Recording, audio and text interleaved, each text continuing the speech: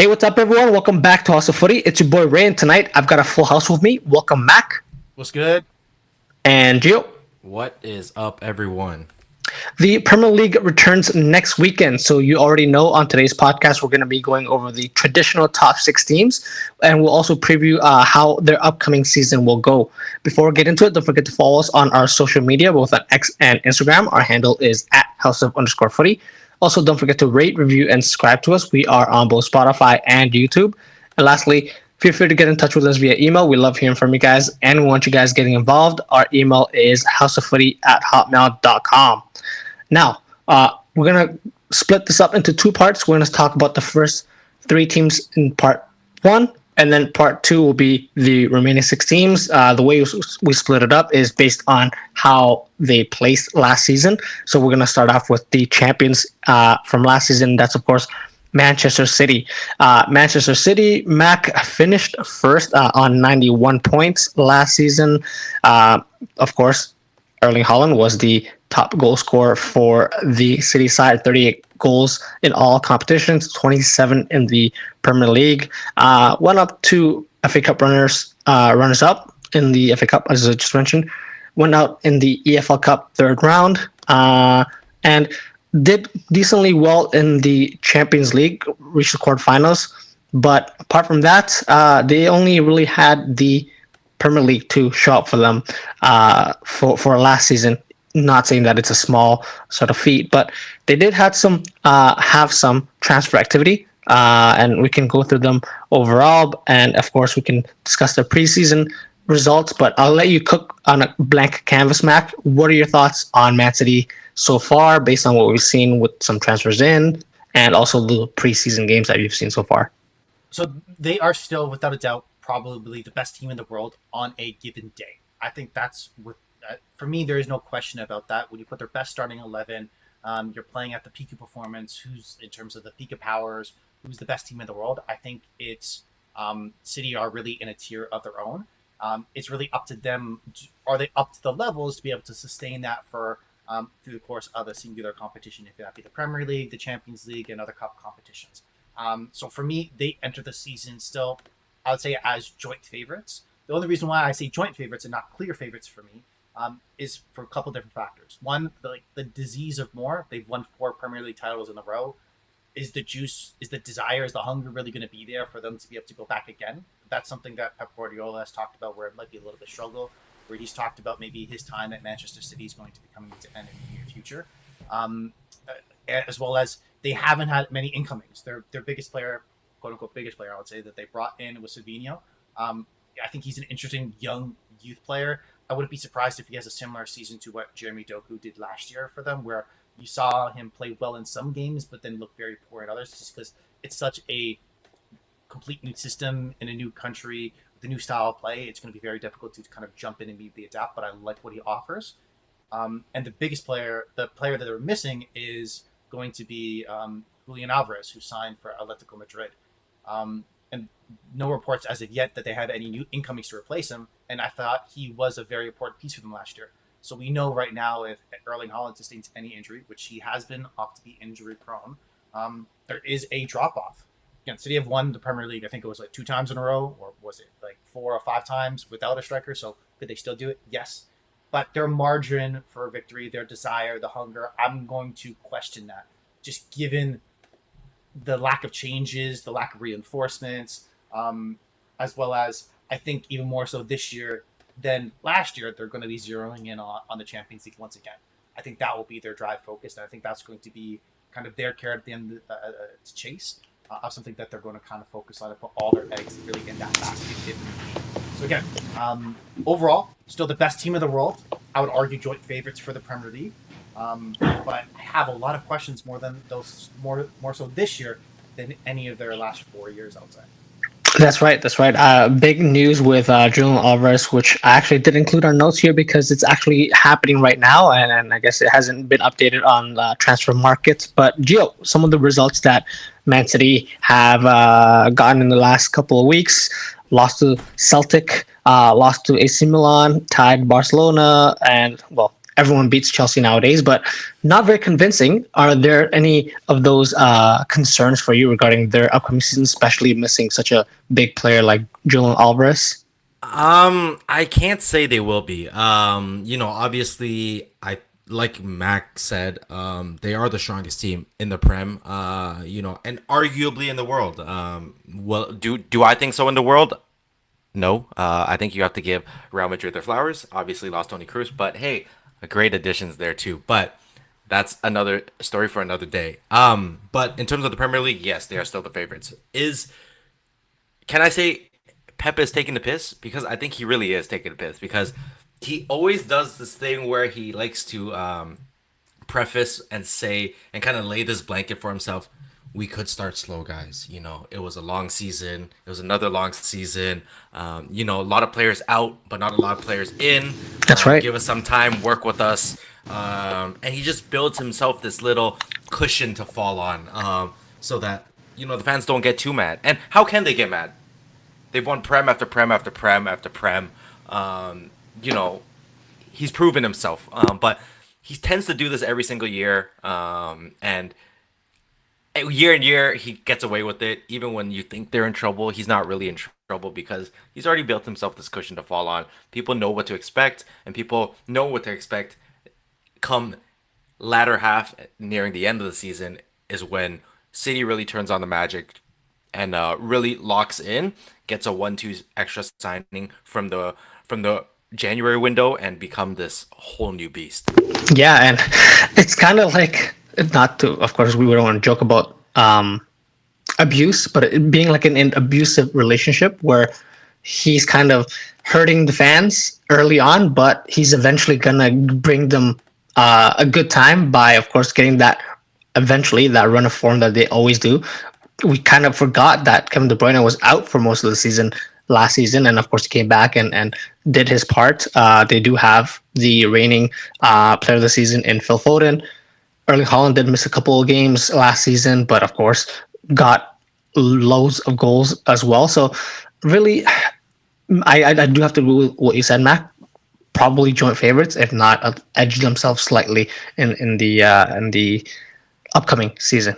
Final thoughts, Mac? Yeah, I think that the reason why I should probably downgrade them in terms of favorites, and if you're asking me to put odds on it, I can output the joint favorites with the next team that we're talking about, because there still could be some activity, so I don't know where they're going to end up for both positive and negative. Reports all summer have been that Ederson's going to be looking for a move to Saudi Arabia. If that does occur, they're put a serious question mark in their goalkeeping situation, because you're talking about, I think we can all agree, the best ball playing goalkeeper in the world, with the team that probably relies on it the most. So if there's any change up there, how does that negatively contribute to their performance this year? As well as reports, again, all summer prior to the Julian Alvarez leaving, was that they weren't going to be any signings unless someone were to leave. And they got $95 million for Julian Alvarez. That's a big chunk of change for the City team that haven't really, I would say, aggressively sold players.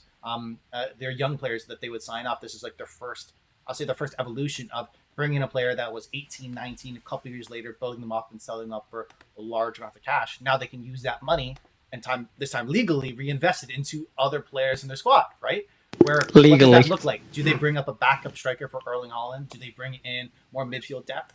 And for players that they have signed, I would argue on the cheap, like they probably got Doku and Mateus Nunes last year for less than what they sold Julian Alvarez for. And we've already seen what Doku could very well next be the next Julian Alvarez and that type of kind of career arc at Manchester City. So I wouldn't be surprised if they do, prior to the end of the transfer window, pick up a couple players and then edge them a little bit closer. But at the same time, they still have potential exits that are rumored that could heavily impact their title odds. So for me, right now, more questions than ever, but still probably the best potential of any team. Final thoughts, Gio? Speaking of a ball-playing goalkeeper, if they need a ball-playing goalkeeper, they can just take Onana off our hands. Please and thank you. My guy. That. At a bargain at that. So, hey, let's work. From there, let's move swiftly then, Gio, to the team that finished second in the Premier League last season, Arsenal, of course, on 89 points last year. Went pretty far in the FA Cup third round, EFL Cup fourth round as well. winners of the Community Shield. Bukayo Saka had 20 goals in all competitions, 16 in the Premier League, leading that Arsenal squad, which now looks like a couple of new signings, some of the extra dead weight, shall we put it, Mac, has been moved on. Of course, not necessarily putting that shade on Emil Smith Rowe, but on players such as Cedric Suarez, maybe Sambi Lakanga, who's out on loan. He's on loan. Mohamed Al Nani on a free transfer. But Gio, question for you, of course, from what we've seen so far from Arsenal, even beating Man U in the preseason game that they had. What are your thoughts on how they'll do this upcoming season? I think they'll be right back in it. In terms of the competition wise, in terms of challenging for the title. Obviously they haven't had many drastic signings that flip the team 180 and catapult them right to the top. They have signed defenders, maybe defenders that people argue will have to play out of place, which is confusing for them. Like the Italian defender, I can't pronounce his name. Mac, you're gonna help me with this one. I got you. But yeah, they signed an Italian defender that usually is who plays centrally. But you already have one of the best pairings, arguably in the world. How do you rotate that in? Are you gonna try and rotate him during early stages of the Champions League? League Cup games, stuff like that. It doesn't make sense to push him out left. Although, understandably, he has had some experience out there. I think they still, at the end of the day, indeed world-class striker and a true left back to really kind of. Those are the two things that are really going to catapult them. I can't say that those signings are bad signings because we haven't seen Mikel Arteta kind of orchestrate what he wants to do with those guys. So we'll kind of give him the benefit of the doubt as he's kind of turned this team around. So for now, I think, again, it's going to be a Man City Arsenal kind of battle and they kind of duke it out, obviously, with Liverpool luring. But given what's on paper and given what has been shown the previous season, I think those are arguably the two favorites again. Okay, straight to Mac. Of course, Mac, let us hear it. So I definitely want to pinpoint a couple of things that Gio said. So the Calafiori signing, I thought was interesting, and it spoke to kind of where we saw Mikel Arteta ended last season, where you saw the beginning of the season and what probably is Arsenal's transformation the previous year when they first really entered the title conversation, was Zinchenko playing as like an inverted fullback, stepping into midfield, to then towards the end of last season was playing with a traditional center half at left back with Jakub Kiwior for a lot of games. But neither of them really kind of fit what he wanted on that side of the pitch.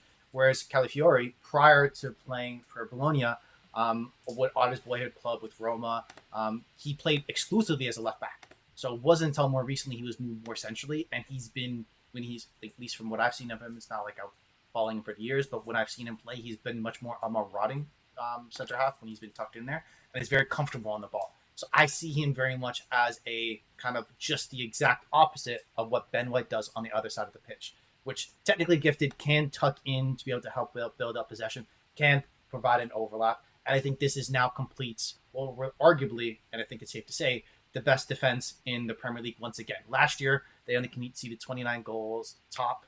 I think that's based off what we've seen. If they don't sustain any injuries at goalkeeper or through the back, that should be very much the same. The biggest question for me was in terms of the depth. Arsenal last season had heavy minutes across a couple of key positions where you're looking players like Bukayo Saka, Martin Odegaard, Declan Rice, having to play William Saliba, having to play almost every single Premier League game for them to continue on. Whereas if let's say they win it, let's knock on wood, everybody, or at least Manchester United fans.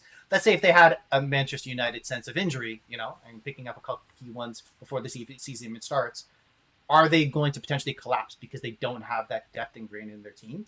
I think that's going to be their biggest question. If they have a good bill of health, I think that they're going to be in that conversation with City if they don't add in reinforcements prior to the transfer window closing. They've just recently sold Emil Smith Rowe. I very much feel that was just kind of, we already knew that was going to go across the finish line with Fulham.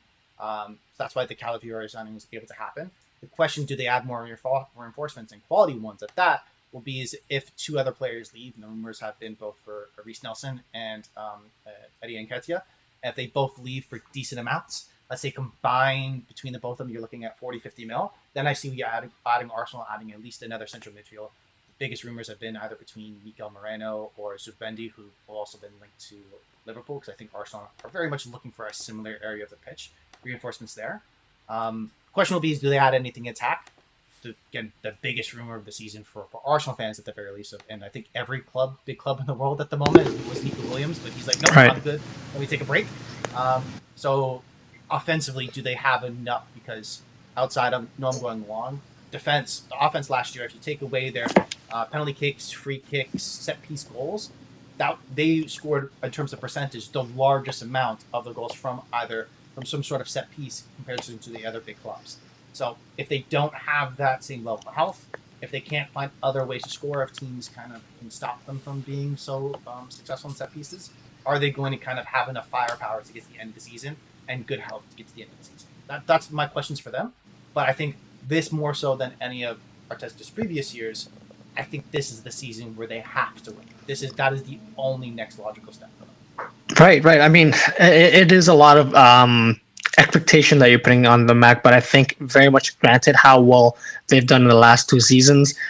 Got a lot of business done early, but still I feel they are, like you guys are kind of both saying, missing that one big name signing either in midfield to sort of unlock some of those players that could affect the game in other ways in midfield, or a forward player who can battle out the minutes between your Kai Havertz, your Bukayo Saka, likely not, or your Gabriel Martinelli. So we'll definitely keep an eye out for that, because I think that's what's keeping them from being actually the main favorites next season.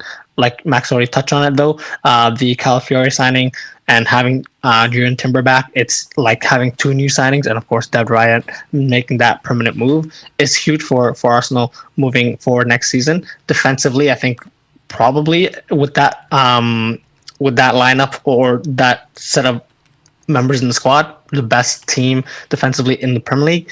It's just to see if they will translate that going forward. So still some time in the window. Of course, we have to see how the first couple games go. But yeah, if not 2-1, but definitely top 2 for me as well. So let's move on then to the third place team from last season. Liverpool finished on 82 points.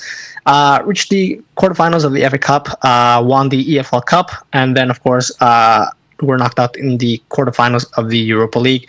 Mo Salah had 25 goals in all competitions, 18 goals in the Premier League. So looking back at that, not too bad for a player that had, quote-unquote, his worst season at Liverpool.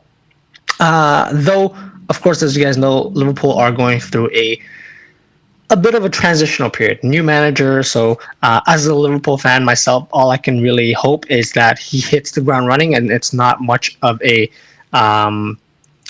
bleeding in period where he has to take a couple games to get up to speed. Some of those results in the friendlies look pretty promising, beating Real Betis, beating Arsenal, and beating Man U, though they are only friendlies. And the glaring thing here, I'll toss it to you first, Gio, is, of course, no incoming signings. We do lose Tego Alcantara and Joel Matip. They have now left the club. You have Callum Ramsey leaving on loan, and Adrian, of course, as well, leaving to Real Betis as a free agent. No incoming signings. Personally, I am okay with it at the moment, but the longer this goes, I think the fans will be itching to sort of see new faces and what Arne Slot is all about. So, Gio, what are your initial thoughts from all that I just mentioned? I think to be quite honest, if I'm going to be completely frank, is that I think it's bad business from Liverpool not to bring in players during the window, simply because what if it doesn't start off well, and then you start looking into the market where you can add what you can add, because now people know you're struggling and see you're struggling, and inevitably will drive up the price for whatever, and drive up the price for even mid to bottom tier players that you are kind of reluctant to buy because there's not much else on the market. So that being said, I think they still have many holes in their squad, especially squad depth wise. A backup for Mo Salah. Obviously you hoping Darwin Nunez, builds on the year that he did have. But still a lot of holes in that midfield, I would argue. And I think you'd agree. And then obviously kind of adding younger pieces to start, thinking for the future in terms of, you know, Van Dyke and his age and his pairing. Are we going to add a young center back so that he can learn from Van Dyke early? Things like that. I just don't see it happening this summer transfer window. Not like Liverpool not to make a move to and arguably not that Liverpool needs to make a lot of moves. They make smart moves, and again, haven't made one yet. So it's hard to say that whether they will after the first week of the Premier League, or maybe they won't. But I think long term it doesn't bode well for Liverpool. Okay, same exact question for you, Mac. What are your thoughts? I think they are one of the probably the most interesting team in terms of their offseason, because they are really much a blank canvas. One, because they haven't signed anybody, so you can't really impart judgment on what their incomings are. But they're the team in terms of transition, and the biggest one this year. I would argue more so than Manchester United, who have a whole new ownership team for the first time, right? Because we don't know what anyone really wants there. Prior to this season, it had progressively got more and more Klopp centric, where he was making the signings, he was making decisions. Yes, of course, he has to get board approval for a certain amount of money to spend on X amount of player, but he was kind of the decider in terms of how things are done. With Arne Slot coming in, Klopp leaving, and a whole reshuffling up top on the boardroom as well, what is their priorities? How do they want to play? We really don't know that yet. Yes, there's been a couple of preseason games and been promising results, but as you pointed out, it's preseason games. So let's see how things go. And you can really twist it any which way with them. Let's say they do theoretically start off right off guns a blazing, everything's fine. They look like the exact same team under Klopp. You still have the exact same questions that were Klopp. They weren't good enough the last couple of years in the Premier League. Their squad is getting a little bit older. Yes, they did a rotation in midfield, but do they need to do more? So you haven't really answered any questions there. Whereas if they don't start off with no signings, then it's immediately you can put out the only difference really is Arne Slot. So is he not up to par in terms of the rest of them, in terms of other managers to kind of step in? So for me, I think to even save a little bit grace, I think you do have to bring somebody in just so you can kind of be like, okay, this is the intent of what we want to move forward with. I know that's tough because when you're looking at the first signings for individual managers, they've really meant a lot when you look at it. Like Pep Guardiola for signing at Manchester City was, I think, the Dogan, which speaks a lot in terms of what he brought to them. And I think Arsenal's first signing under Mikel Arteta, if I remember correctly, was Gabriel, the center half. So for me, it's what is your intent as a manager? What are you looking to be imposed? What type of philosophy you want to bring in? So for me, I think it'll be very interesting to see when that does happen. The reports, and I think have been closely followed, where if it's going to be a player like Zubimendi, I really like that. Even no discredit to Wataru Endo last season. I thought he did a fine job, but is he really a long-term replacement at kind of that base of the midfield, right? Whereas maybe Zubimendi can be that type of player. So I think for me, they're the most open canvas where it could go any which way, as well as even let's say if I'm on a slide, if I start off slow but if I can find a way to get the fans behind me, it allows him to kind of build his own legacy and kind of build from the bottom.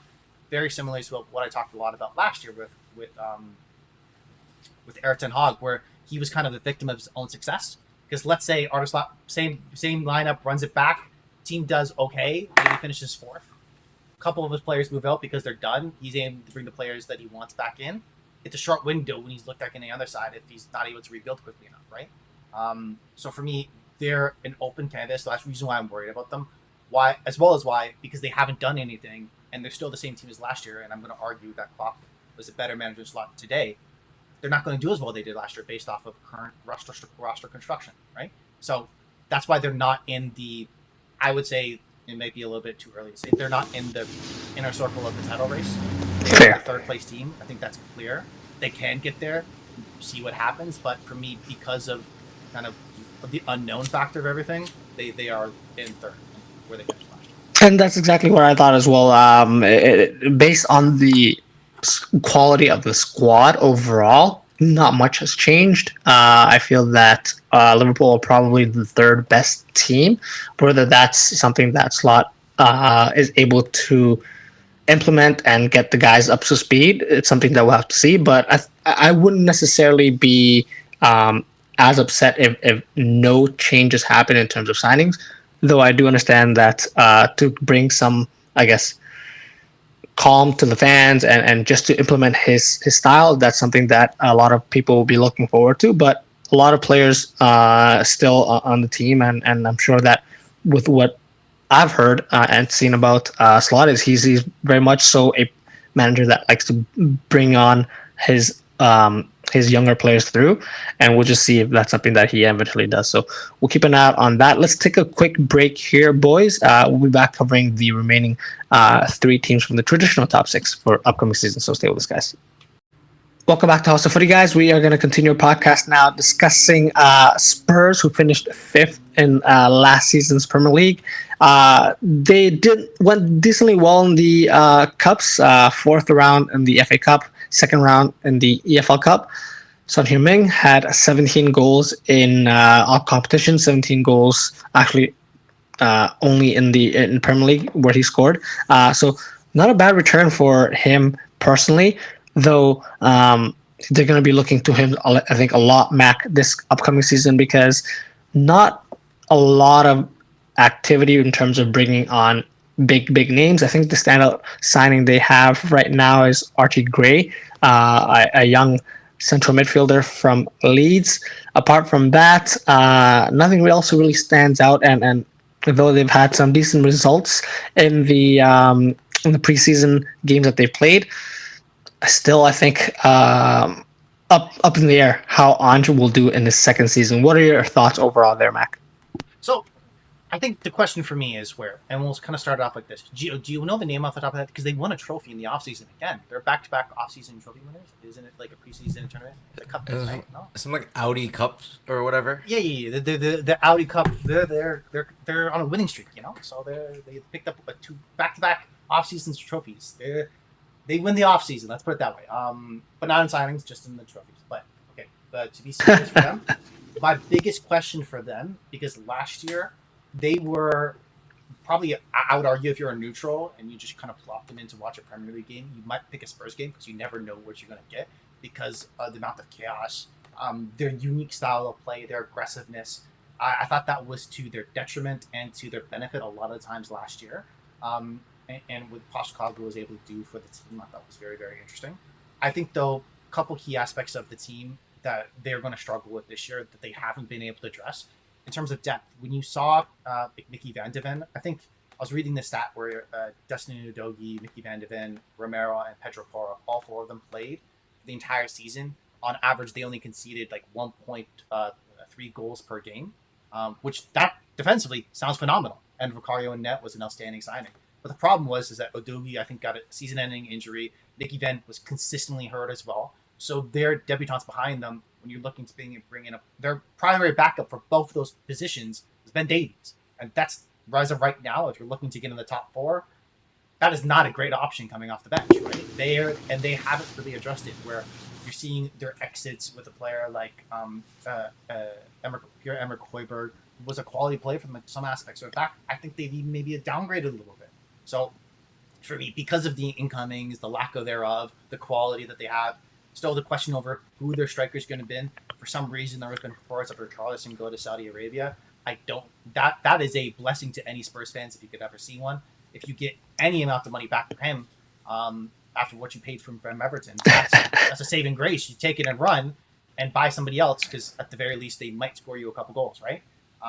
So for me, I think it's going to be very interesting where if they don't aggressively make changes, this is a team I think might be poised where last year they finished fifth. They're chasing a top four. I wouldn't be surprised if they're in kind of the 6, 7, 8 range now, even to the lower end of that by the end of the season, because this team is worse than they were last year.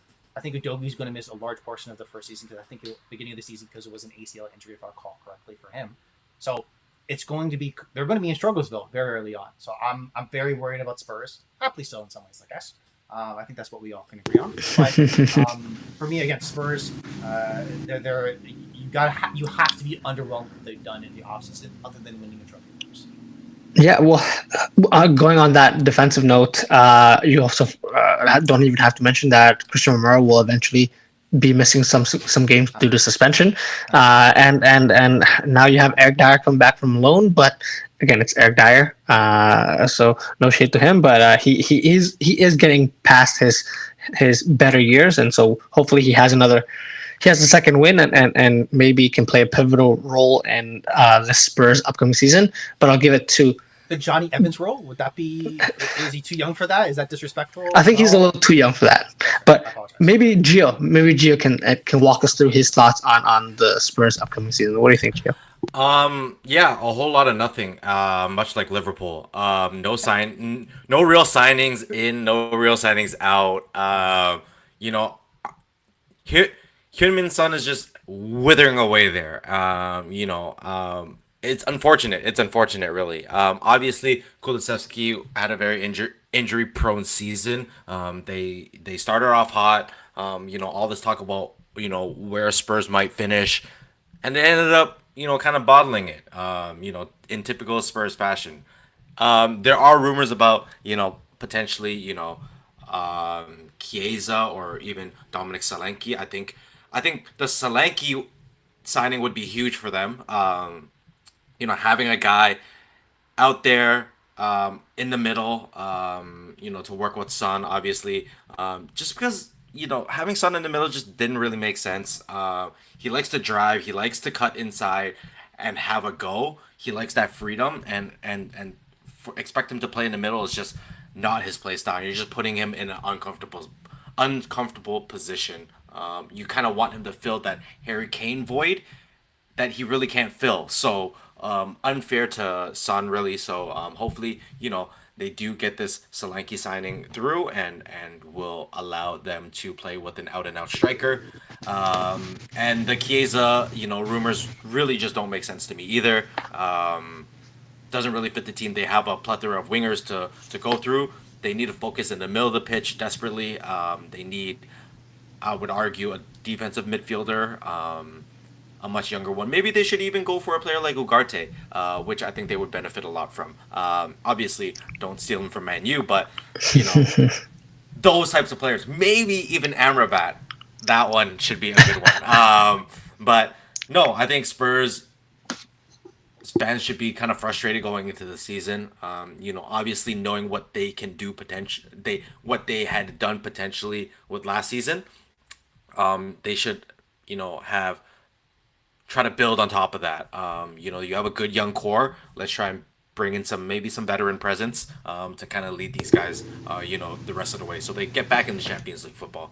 Yeah, I feel like honestly with what's been happening with the transfer window, not a lot of activity, but potentially Solanke coming through or even an out-and-out striker. I think that's going to be hugely beneficial for Spurs if they get that over the line, because again, it's kind of all Spurs fans and most neutrals will have to just back and hope that he can replicate what he did in the first season. Hopefully they won't burn out the way they did towards the end of last season. Of course, injuries and some tough fixtures towards the end. But I think as long as he does improve them in terms of consistency and play style and can get like Gio was mentioning, bring a young core with a sort of sense of style to their game, I think that's would be looked on as a win at the end of the season. Champions League might still be a little bit of a ask for them, but I definitely see them in that 5th, 6th, even 7th spot, challenging for a top 4. Wouldn't be surprised if they do sneak in there towards the end of the season. So we'll keep an eye out for that moving forward. But of course, we'll move on to the next team that we'll discuss. Throwing it back to you again, Mac. Chelsea finished 6th in the Premier League last season. Mauricio Pochettino started the season. I'm not sure if you recall that. Started, honestly, probably the poorest they've started in recent memory, but ended up semifinals in the FA Cup, runners-up to Liverpool, in the EFL Cup, and even finished in a comfortable sixth spot in the Premier League. Cole Palmer, of course, 25 goals in all competitions, 22 just in the Premier League itself. I'm not going to read out his stats for his penalty shots, but that's all in all pretty impressive with the results they had in the preseason and some of those transfers that they've done gotten over the line. Mac, what are your thoughts for their upcoming season? So I don't know, where do I start? Do I start off with Kepa or Lukaku? Questions. Like, where do you want to start here? Okay. I don't think either of them play for Chelsea this upcoming season. But they're technically on the first team on That's the right. website. How I know this is because I had a little bit of fun before the podcast. Mike, because I've seen the memes, I'm assuming you all have, is it's like a whole entire pitch invasion and be like, okay, that's the Chelsea practice facility right now. Let's give you the numbers. There are, I don't know, if I ask you right now, do you know how many first team on their website, how many first team players Chelsea have? Don't give me a number. Just, do you have any idea, like a rough estimate, out of curiosity? Because I want to frame 40. this question in the correct way. I could guess. Okay. Let me give you as a frame of reference then to see if that'll help. Manchester City on their website have 26 players, including Julian Alvarez. How many do you think Chelsea have? 40. I was going to say 38. 44. So 44. more than you think. It is obscene. This is, and again, they've already moved Connor Gallagher. So that's already what the outgoings. They have 44 players on their first team. How do you run practice? I don't understand. So again, I know that's taking a little bit advanced on the Chelsea side, but my question would be do we have any idea what, aside from, I'll say, and if you were to ask me on their first team, who is a mandatory I must start aside from Cole Palmer? Who else do we absolutely have to start? Who is on the team sheet? I don't know. And honestly, that is the tough part. Maybe Cucurella, because he won the Euros and I think he enjoys a song. But that, legitimately, that's all I have. So Right. For me, similarly in a lot of ways to what Spurs have done on the complete other end of the spectrum, where they haven't brought anyone in because they first Spurs themselves. So I really question their quality they have depth-wise. Where Chelsea is, if they have too many players, where, let's put this in like FIFA terms, you have too many players chasing Premier League that are like, your overall is between 78 to 81. Cool. Like, you're not doing anything with that, right? It's all just kind of in flux where we're not too sure. How can we get the best out of as many players to be as successful on the pitch as possible? We know one player who on his day is going to be a quality player in the Premier League, and that's Cole Palmer. And I think that's a lot more than I think any of us would have said even this time last year. So credit to them. They found that phenomenal. But what else do they got? And that for me is going into the season. I thought maybe the preseason we may have a couple of questions to answer. In fact, I think they went in the reverse way, where I have even more questions about why. Like, I think one clip was really kind of shows it out to me. I think a player was going around, I think it was in the Man City game, was going around the goalkeeper. And Badiashile literally walked to go behind his keeper and could have blocked a shot for going in. He's like, you know what? I don't want to get grass on my shin pads. I'm good. I'm not even going to make the effort. And that, for me, it's a lot of questions where I see a lot of okay players. If I squint well enough, maybe they could be good in a different team under a better system. But I have no idea what that looks like because there's been so many changes. And I think if you were to pull those 44 players, how many you think that they've been pitched that they're going to be starting most games this upcoming season? What, more than half? Only 11 players can start, so there's going to be discontent there. So for me, they need a max exodus. They need like no, that's not the. I was going to say the reverse of the UK immigration policy. But no, they need the exact same UK immigration policy. They need people gone to figure out who their players are, and then from there build to who they're going to sign. Because it's ridiculous that they're even making signings while having all these players. So again, for me, if I told you like they're a blank canvas, Spurs, at least they haven't made any mistakes, so they haven't signed anybody. I think Chelsea are even more infuriating because you've made mistakes, you can fix them, but you choose to keep them. So if I'm a Chelsea fan, I'm more distraught with this team than any other team in the Premier League right now. Yeah, and just reading through some of the new transfer news, looks like they have agreed for a signing for another striker, this time from Atletico Madrid, Almorodion. is the name, I believe. Just doesn't make sense. Looks like a young profile. A lot of their players fit that, but there's only so many players of that profile that you can bring on before you kind of run out of space. And I just thinking about who to field. I'm just thinking how you're going to bring them to these games. Are they going to travel in separate buses, separate planes?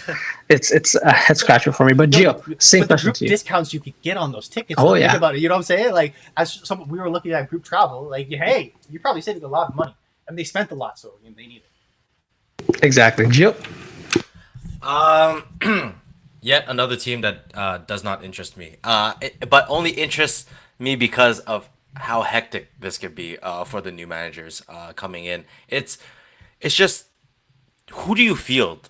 Who is your best 11 at this point? Do you really have a team, or do you just have a group of individuals that they kind of picked and choose that they thought would be the next band-aid to their pile of band-aids now.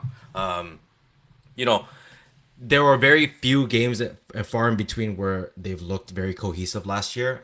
Again, a lot of Cole Palmer's goals, a lot of the scoring from Cole Palmer. Yes, he did a lot of scoring since his move from Man City, but a lot of them did come from the spot. So, had they not gotten those, penalty calls, which is very possible this year where you don't get penalty calls because it all comes down to luck and fortune. How else is he gonna bag these goals? Yes, he showed that he can score, from open play in the Euros, but again, the cohesiveness of the team, until they prove us, football fans otherwise, this team still has, much building to do in terms of chemistry and, lack of leadership, I would say. So if they were to bring anyone in, I think they need to bring in a couple more veterans on the team to kind of join not so mature but mature Raheem Sterling to see what they can do with this squad. Yeah, not a great way to start your time there for Enzo Maresca. I believe he won the league with Leicester last year, if I am not mistaken. But it's going to be a tough new challenge for him this upcoming season. Let's move on then, Gio, to our final team that we're going to discuss in our podcast today, of course. Last but not least, of course, are all of our favorite team, Manchester United. Gio, Man U finished eighth last season, 68 points, actually tied with Newcastle, but of course, Newcastle did have the better goal difference. Gio, do you remember what the goal difference for Man U was last season? Bro, wasn't it like 0 or something? It was -1, -1 goal great. difference. Great. So, of course, Man U have been busy in the transfer window, so some new players coming in, but some injuries as well, and some concerns about how the season will start. What are your initial thoughts there, Gio, on Man U, how they'll do next season? No, I think fans should obviously be realistic here. Yes, you made a couple of signings here and there, but that doesn't mean the script has so-called flipped by any means of the word. Rashford still has to prove himself this year. Had a slow year all year. Anthony still has to prove his worth this year. A very slow year. Jadon Sancho coming back into the squad. Did he really mend things with Ten Hag, or are they just saying all these things to drive up the value for a Jadon Sancho? Still getting rumors from Dortmund, still getting rumors from PSG. So, could that be the case? That they're just driving up value, that they've amended things? Who knows? But again, a lot of players that still have a lot to prove. Again, and still a lot of, I wouldn't say dead weight, but definitely players that need to go, that have yet to find new homes. New signings, Lenny Euro, obviously, big injury there. Was showing good signs during preseason. Obviously, very young. You don't expect him to really just come in and here just solidify that back line as if you're gonna, as if you're looking for the next VVD or like the next Vidic. It's not gonna happen overnight, but he is very promising in terms of his ability and his size as well. So him being out for 3 months is going to be huge. And then again, Hodgson, another injury pickup to start the season. As we know, he started his career as a Manchester United player injured coming in. So definitely tough for him not being able to start the season, with the guys. But again, there's just way too many players that still have that need to prove so much to, the board, the coach, the fans. That fans just need to be realistic. There's not going to be a fantastic year by any means of the word. And well, I was going to mention Rasmus Highland didn't have the worst first season with Man U. Actually finished as the top goal scorer in all competitions, 16, but only had 10 goals in the league, tied with Bruno Fernandes. They did win the FA Cup, so finished the season in a high. But again, how they finished the season, not really reflective of how they are starting this season with a couple injuries there. So Mac, same question to you. What can we expect from Man U this season? This is gonna sound like a backhanded compliment, and I apologize, but they might be the best of the worst bunch, if that makes sense, from these teams that we're talking about. Where this offseason's been interesting. Lenny Euro, he's 18. Generally speaking, a center half coming in to be able to play in the Premier League, 18 years old. It's a rough look because the physicality, the pace. He's generally relied on his pace to get himself out of trouble from making positional mistakes, and that could be very kind of dealt with in the Premier League. So for the expectation for him to come out impact right away, I think is rough. If they were Manchester United were in a better position, you would have signed him and put him back out on loan. And I apologize to make this comparison, but exactly what Arsenal did with William Saliba: allow him to grow, allow him to be stronger, allow him to kind of own his position before. Oh yeah, he's going to be our starting center half for as many games as we can get him because there's no better option. I think that's a little bit rough, but hopefully it works out for the kid. It's tough, the injury. I think what I do like on the other side, but this is very similar to last year with Højlund, he was their only striker option, right? So just having a different option with Joshua Zirkzee, who's a young player, maybe can grow into something. He scored 13 goals over 53 appearances in the league for Bologna. So again, not the greatest pedigree, but at least an option of, okay, young player, maybe we can turn into something, maybe we can build some value there, and we don't have to solely rely on our future star in some ways, right? So I like some of the progression, but what else is really different aside from being hopeful that you get better injury luck last year this year?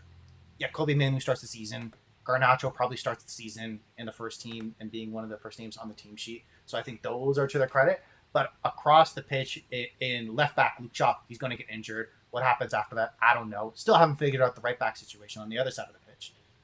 The biggest hole is on the right wing, where you spent, I think, is 100 mil on Anthony last season, and now it looks like Diallo, who's been a youth player, looks promising as well. But for me, it's just there isn't enough kind of season quality depth there right now. To their benefit, though, I think that because it seems like there is a vision of how they want to play, of the players. I want to take a step back on that. On the type of players they want to bring in, there is sensibility there. So I think if you were to ask me what project between these grouping of three teams that we have talked about, I think I am most hopeful on what Manchester United has done. They just need more of the same thing. And is Ten Hag going to be there? I know I'm asking that may be unfair, to kind of go through that whole wave where, let's say if he has the same start as he did last year, is he gone by Christmas? Possibly. But I think what ends up happening with this team is because this is really kind of, in terms of if we were to do, let's say there's 10 levels, this is really, they've gone through the first couple of levels in terms of their full rebuild. They're on their way. They're going in the right direction. So I think the question for me will be is, one, health, because that was probably their biggest issue last year, as well as in the center of midfield, because Casemiro's legs are shot and we don't have anyone else there. If they do complete the Ugarte signing, which is hopeful, that's a great sign. If not, I think that is their biggest area of the pitch that they're weak and are going to get sussed out this year. And it's going to be youth and inexperience, which I think if you're a Manchester United fan, that's awesome. This is what you've been looking for. You want to rebuild your squad, bring in the young players, let them play, show them what they got, and let's see if they're worth kind of what we paid them, right? And I think a lot of these players individually have great quality. It's about, can you fit the puzzle pieces together? I think this season, probably not, where you probably finish better than you did last year, but still not have a great traditional Manchester United season. Ten Hag leaves, you bring in a new manager. At that point, then I think you're running. And then you're bringing in that one or two big name signings next season if you're looking to get in a Champions League position. So again, I'm hopeful. They're still the best of a bad lot, but Again, they are better than the other trashy teams I've ripped on thus far in this part of the podcast. I'm scratching my head here because I actually don't understand how. I guess the reason why Ten Hag is still in the job is because they haven't, Man, you haven't been able to find a replacement that they would prefer to take the role.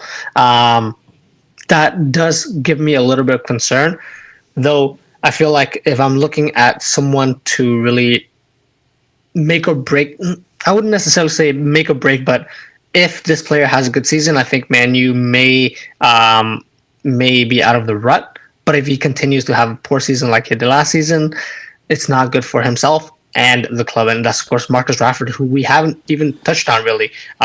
Maybe I'm just want to get Gio's input on his time at Man U. Is it coming to an end? Marcus Rashford didn't have the greatest season, was not selected as part of the Euro squad for England, but third season under Erik Ten Hag, we've seen what he can do under Ten Hag in Ten Hag's first season. Marcus Rashford, that is, with that blowout season that he had the first season. But can he be the guy that really helps set up the new youth coming up from this Man United squad, or is his time sort of he's just playing to get a big move elsewhere? Absolutely, I think he can obviously do that. He's proven himself. He's proven himself in big moments. Much like the games against PSG in the Champions League, we've seen it. He games against Liverpool. We've seen it. We've seen it all. But it's the consistency. It's the staying healthy. It's the staying out of the media. It's those things that really get him locked in and ready to go for the season. And beyond Marcus Rashford, I think there's actually a couple of players that are, this could be their final straw. The final years in, a Manchester United jersey. Obviously, the other one I think we're all thinking about is Bruno Fernandes. He arguably is in the prime of his career.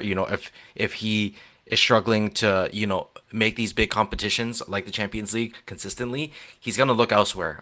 Teams are lining up for him as they have been already this season. Teams are going to want a midfielder like him. As much as, some people despise his game, Mac, or him, maybe not his game, but him. People like players like Bruno Fernandes. So for him, this could be a very make or break season as well, depending on where they finish, how far they get. Do they get back in the Champions League is going to be huge for him. I know, they all say, they want to play for the badge and, they love Manchester United. Even if they do make Champions League, are they going to be a competitor? I think Bruno Fernandes wants to be competing for the title, not just being in the competition. Those are two very different things. So, it's going to be make or break for a lot of these guys come next season. Even arguably Diego Dallo, who his stock, I would argue, is at an all-time high for Man U, and if he has another solid season this year, will continue to skyrocket. I think his game fits a lot of leagues. Maybe not the Premier League, but it does fit a lot of leagues like Serie A. I think he'll fit very well in there. There's a lot of people playing for contracts this year. Yeah, and that in itself could be a good sort of all players coming together, banding together to make it a good season. But like we've seen last season, it could go horribly wrong. So we'll have to wait and see what happens there. I guess then this concludes our podcast for today. If you guys like what you heard, please like and subscribe to us on our social medias. That's at @house_of_footy. If you have any comments, suggestions, or general banter, get in touch with us via email as well, houseoffooty@hotmail.com. The next time you hear from us will be later next week when we preview the first round of matches for the upcoming 2024-2025 Premier League season. But until then, thank you, Mac, for joining us. Peace out. Thank you, Gio. Peace out, guys. See you guys soon.